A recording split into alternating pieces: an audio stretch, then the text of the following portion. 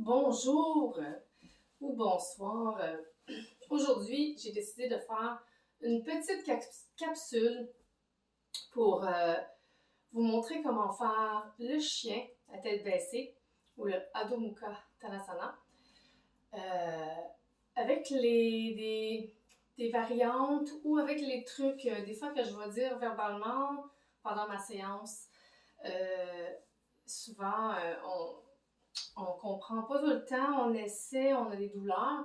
Puis ce que je vais vous montrer, c'est des ajustements, comment bien se placer. Fait qu'en partant, le chien tête baissée, ça demande beaucoup au niveau des mains, au niveau des épaules. Souvent, le monde va se dire, j'ai des douleurs, je me sens coincée, je suis pris. Souvent, les pieds ne touchent pas le sol, fait qu'ils se demandent si c'est normal. Fait qu'on va y aller étape par étape. On va commencer avec le haut du corps. Premier truc qu'on peut faire, c'est souvent au niveau des épaules. On a une épaule qui n'est pas dans son axe, qui va être levée. Une épaule dans son axe, une épaule basse. Ça va faire comme l'effet du test. On va rouler vers l'arrière, on va descendre l'épaule. Ça va être une épaule qui va être descendue dans son axe. Fait que stable. Fait que quand on fait des postures, on pense à descendre les épaules. Si on lève les bras, on ne lève pas les épaules avec. On va garder, on ne fait pas ça, mais on va garder les épaules basses. Et on va lever. Donc on garde une stabilité dans le bras. Quand on est en chien, souvent ça va ressembler à ça. Alors, on est par en bas. Okay. On a la tête qui descend. Le truc au niveau des mains. On va venir garder les mains avec l'index qui pousse vers le devant et non pas l'index qui va pointer vers l'intérieur. On va dire, on va venir pousser dans ses doigts. Les doigts reviennent vers l'avant. On va venir pousser dans les petites boules en dessous des doigts, l'index, le petit doigt et le pouce. Et non pas le carpien. On essaie de libérer en faisant une espèce de succion. Venir libérer le milieu pour ne pas venir tout écraser. Fait que c'est vraiment une technique qui se pratique à la longue en poussant vraiment les doigts, c'est-à-dire les allonger le plus possible. Essayer de ne pas décoller les doigts pour perdre de l'appui. Fait que si vous regardez vos mains et vos mains sont rendues comme ça, il faut venir les allonger. On vient vraiment les allonger, les étirer. Fait que déjà là, on a les bras comme ça. Les épaules sont descendues. Puis on veut créer de l'espace au niveau du cou. Je veux dire, on va venir faire une rotation c'est externe dans le fond, on va venir externer. Et là, ça peut être mélangeant parce que si vous me regardez, je vais venir faire une rotation externe. Et voilà. Et je vais venir replacer mes mains sans venir bouger les aisselles. Fait que ça, c'est un cue. Je vais répéter. Pourquoi ça, c'est une rotation externe? Qu'est-ce qu'on regarde? C'est pas les mains, c'est les aisselles. Rotation interne, le bras va venir vers l'intérieur, la main va être vers l'extérieur. Rotation externe, mon épaule va s'éloigner, mon aisselle va venir s'ouvrir et ma main va venir rentrer vers l'intérieur. Rotation externe, c'est les épaules qu'on regarde. Interne. La différence. Fait que je suis comme ça, je suis bien installée, mes mains, je change sous coincée, je vais venir faire ma petite rotation. Fait que je glisse mes doigts sur le plancher vers l'intérieur. Un coup que je sens que mes omoplates se sont, dans le fond, distancées, mes aisselles se sont ouvertes, je crée de l'espace dans mon cou, je vais venir ramener mes doigts, mes mains vers l'avant avec les index sans venir bouger ce que j'ai créé au niveau des aisselles. Ça, c'est au niveau des mains. Au niveau, on va enlever mes bas. Au niveau du coccyx, quand on parle de venir pointer le coccyx vers le ciel, c'est des micro-ajustements au niveau du bas du corps. On va dire pousser le coccyx, pointer le coccyx vers le ciel. On va venir donner un effet d'aller venir allonger vers le haut. Pousser le coccyx, le monter. On peut être sur le bout des orteils au début. C'est pas grave, souvent les pieds ne touchent pas. Fait que pour moi, mon chien, on va venir se placer. Fait que là, on vient descendre les épaules dans ses axes. On vient se positionner. on est un peu dans la posture du chat. Et là, pour vous pratiquer des fois à vouloir monter sans y aller d'un premier coup, on peut venir inspirer, puis juste venir décoller les genoux du sol un petit peu, venir stabiliser la posture, puis à l'expire, venir relâcher. J'inspire, je vais monter un peu mes genoux. On rentre le nombril vers la colonne. On tient le corps actif et on expire, puis on relâche. Et là, je vais venir bien ancrer mes doigts, ouvrir mes mains, pointer les index vers le devant.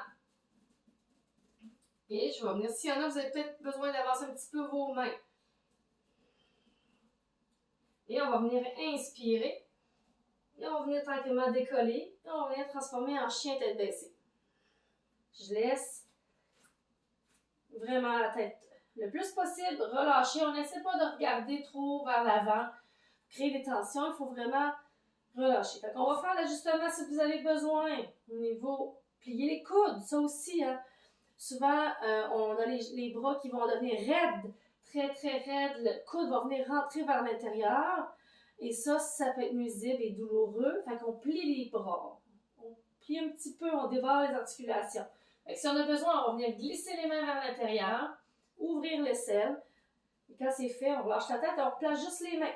On ramène les mains en posant les doigts. On va ramener le coccyx. Fait que si vous m'observez, vous allez voir l'ajustement qui a été fait. Et là, on peut marcher sur place. Là, on est dans un chien tête baissée. Et pour savoir si votre chien est d'une bonne longueur ou si vous êtes confortable, de cette posture-là, on serait supposé partir, de venir inspirer, expirer, faire une planche sans bouger mes mains. Et voilà. Je suis en planche. J'ai pas besoin de réajuster. Mes bras sont vraiment pas pire à bonne place. S'il y a de quoi, on peut juste venir se ravancer un peu les mains et revenir en chien tête baissée. Quand vous n'êtes pas sûr de votre chien, faites cette technique-là de revenir en planche. Est-ce que je plante par en avant ou je suis trop par en arrière? Technique de la planche. On pense à ses doigts bien ancrés. On libère les carpiens. On vient plier les coudes. On libère le cou. On enlève les tensions. On fait le roulement des mains vers l'intérieur pour libérer les aisselles. On place les mains. On pousse le coccyx vers le ciel. Le dos va venir s'allonger, venir se rabaisser. Ce qu'on veut, c'est pas nécessairement venir s'affaisser dans la poitrine comme ça. De venir en hyper... Il y en a que c'est facile, c'est très accessible pour certaines personnes, sauf qu'on est trop loin. On est trop loin. On n'est plus dans la posture. Fait qu'on va venir ramener pour être le plus poussé dans les omoplates. Si vous avez une tendance à vouloir affaisser beaucoup, descendre, il y a une capacité... Il faut se ramener dans ce temps-là. S'il y a une hyperlaxité au niveau des coudes, vous avez les coudes qui facilement rentrent par en dedans, il faut vraiment penser à plier un peu ses coudes. Et là, on peut se déposer les talons sur des outils si les talons ne se rendent pas au sol. Pendant la posture, on va faire un petit repos, on va prendre un bloc, on va le placer, puis on va se déposer les pieds. On inspire, on expire. Et quand on a fini, on va venir redescendre sur les genoux. Peut-être faire des petits massages de poignet, venir prendre avec sa main, on va entourer le poignet, venir remonter vers le haut, venir dégager un peu la tension qui a été créée, venir un peu masser. Fait que je vous laisse pratiquer et le plus qu'on essaie, plus qu'on recommence et on se donne le temps. C'est à force de voir les petits trucs, essais, erreurs, recommence, quand là, à un moment donné, ça déclic dans le corps, on se dit « Wow, c'est ça, je l'ai. » Et le corps le sent, et on sent qu'on est dans le bon alignement. Fait que réécoutez, réécoutez les petits trucs, testez-le, réessayez. Des fois, ça prend plus qu'une fois pour que le petit déclic se fait, mais on lâche pas. On est tout bon dans... Même si c'est pas avec vos capacités du moment, vous vous acceptez, vous n'allez pas plus loin si jamais il y a des douleurs ou que la posture n'est pas agréable pour vous, vous arrêtez puis vous en faites un autre. Vous n'êtes pas obligé de vous buter sur quelque chose qui, au bout de la ligne, ne vous apportera rien, rien de positif, peut-être des douleurs ou des blessures. Fait que, allez-y doucement, prenez votre temps, puis si jamais vous allez peut-être vous surprendre.